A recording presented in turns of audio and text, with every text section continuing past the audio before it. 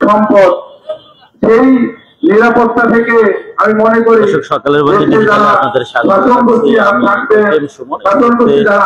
আছি ক্লাব এলাকায়। এখানে দেখছেন যে আদিবাসী যারা রয়েছেন তারা মানববন্ধন তারা করছেন। আসলে তারা যে দাবিটি করছেন যে ঢাকায় যে আদিবাসী শিক্ষার্থীদের উপর হামলার ঘটনা ঘটেছিল, সেই হামলার ঘটনায় যারা হামলাকারী ছিল তাদের গ্রেফতার এবং শাস্তির দাবি জানিয়ে কিন্তু তারা আজকে এই কর্মসূচি করছেন। সেখানে যারা রয়েছেন দেখছেন আপনারা বিভিন্ন শিক্ষার্থী, বিভিন্ন আদিবাসী যারা রয়েছেন তারা কিন্তু এই মানববন্ধনে অংশ নিয়েছেন। আমরা একটু বিস্তারিত শুনতে চাই এখানে যারা অংশ নিয়েছেন তাদের দু একজনের সাথে একটু কথা বলতে চাই।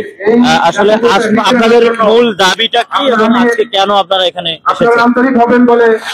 আপনারা জানেন যে আমাদের নবম দশম শ্রেণী বাংলা যে দ্বিতীয় পত্র বই রয়েছে সেখানের পেছনের পাতায় একটা হচ্ছে সাম্প্রতিক বাংলাদেশের একটা গ্রাফিক ডিজাইন আমরা দেখতে পেয়েছিলাম, এবং সেটা হচ্ছে জুলাইয়ের যে ছাত্র আন্দোলনের গণ অভ্যুত্থানের কারণে যে আমরা এখন যে সরকারকে আমরা হচ্ছে সরিয়ে দিয়ে এখন আমরা ছাত্রদের যে নতুন একটা সরকার, যে সাম্প্রতিক বাংলাদেশ চেতনায় যে সরকার এখন বর্তমান বাংলাদেশকে নেতৃত্ব দিচ্ছে, সেই সম্মানের সহিত এনসিটিভি পাঠ্যপুস্তকের সেই সম্মানের সহিত হচ্ছে বাংলা দ্বিতীয় পত্রের পেছনের পাতায় গ্রাফি ছিল। সেখানে ছিল হিন্দু, বৌদ্ধ, মুসলমান এবং খ্রিস্টান এবং আদিবাসী। কিন্তু সেটা কিছুদিন যাওয়ার পরে সেই গ্রাফিক ডিজাইনটি আবার উপর তুলে দেওয়া হয় সেখান থেকে। সেখানে আমাদের আদিবাসীদেরকে হচ্ছে অসম্মান এবং হচ্ছে সেখান থেকে যে আসলে আমরা বাংলাদেশে যে আদিকাল থেকে আদিবাসীরা বসবাস করে আসছে তারা এটা আসলে স্বীকার করতে চায় না। তার প্রতিবাদে হচ্ছে আমাদের ঢাকা ইউনিভার্সিটিতে যারা ছাত্র জনতা রয়েছে তারা শান্তিপূর্ণ হচ্ছে একটা বিক্ষোভ সমাবেশ করে এবং মানববন্ধন করে। সেই সমাবেশে হচ্ছে স্টুডেন্ট ফর সার্ভেন্টরি নামক একটি দল, আমরা চিনি না জানি না তারা কে এবং হচ্ছে তারা কারা, তারা এই আমাদের বিক্ষোভ সমাবেশের উপর ছাত্র জনতার উপর তারা সন্ত্রাসীর হামলা চালিয়েছে এবং সেই হামলায় 6 থেকে 7 জন হচ্ছে এখনো তারা হাসপাতালে এখন হচ্ছে জীবন লড়াইয়ের সঙ্গে চলতেছে।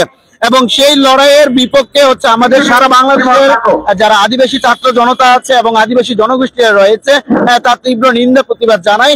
এবং যতদিন আমাদের যারা অপরাধ করেছে যারা তাদের যতদিন দৃষ্টান্তমূলক বিচারের আওতায় নিয়ে না আসা হয়, সারা বাংলাদেশে একযোগে আদিবাসী জনগোষ্ঠীরা তারা বিক্ষোভ সমাবেশ চালিয়ে যাবে। এবং আজকে রংপুরে জাতীয় আদিবাসী পরিষদের আহ্বানে আজকে হচ্ছে সেই বিক্ষোভ মানববন্ধন অনুষ্ঠিত হচ্ছে এবং আগামীকাল ডিসি সাহেবের কাছে আমরা হচ্ছে স্মারকলিপি প্রদান করবো।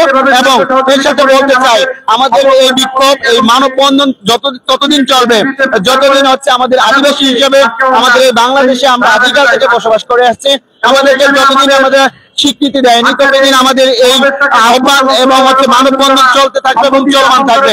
আপনারা জানেন আমরা বাঙালির মতো নয়, আমাদের আলাদা জাতিগোষ্ঠী রয়েছে, আমাদের আলাদা ভাষা রয়েছে, আমাদের আলাদা সংস্কৃতি রয়েছে। এর সাথে আমরা আরো দাবি জানাচ্ছি আমাদের রংপুর বিভাগে হওয়া সত্ত্বেও আমাদের রংপুর জেলা এবং বিভাগে হচ্ছে অনেক আদিবাসী জনগোষ্ঠীর বসবাস রয়েছে। আমরা একটা সংস্কৃতি একাডেমি প্রতিষ্ঠার দাবি চাই, যেখানে হচ্ছে আমাদের সংস্কৃতি একাডেমির মাধ্যমে হচ্ছে আমাদের আদিবাসী যে কৃষ্টি কালচার রয়েছে সেই জায়গায় টিকিয়ে থাকে। এই হচ্ছে আমাদের দাবি দেওয়া। আমরা চাই যে আমাদের দাবি দেওয়া সরকার মেনে নেও, অন্যান্য সরকারের মতো নয়, পেশিবাদীর মতো নয়।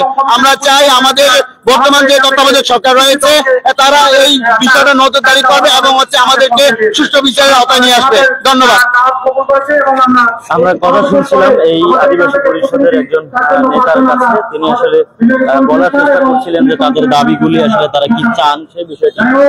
আমরা যদি একটু এখানে রয়েছেন যারা দেখছেন আপনারা যে আদিবাসী যারা রয়েছেন নারী পুরুষ তারা কিন্তু এসেছেন এবং এই মানববন্ধন কর্মসূচিতে তারা অংশগ্রহণ করছেন এবং সব মিলিয়ে তারা যেটি বলবার চেষ্টা করছেন যে সমতলের আদিবাসীদের জন্য পৃথক মন্ত্রণালয়ে তারা দাবি জানাচ্ছেন এবং এই ঘটনায় যারা আসলে হামলার সঙ্গে জড়িত তারা শাস্তির দাবি করছেন। তো এই ছিল এখানকার সবশেষ পরিস্থিতি।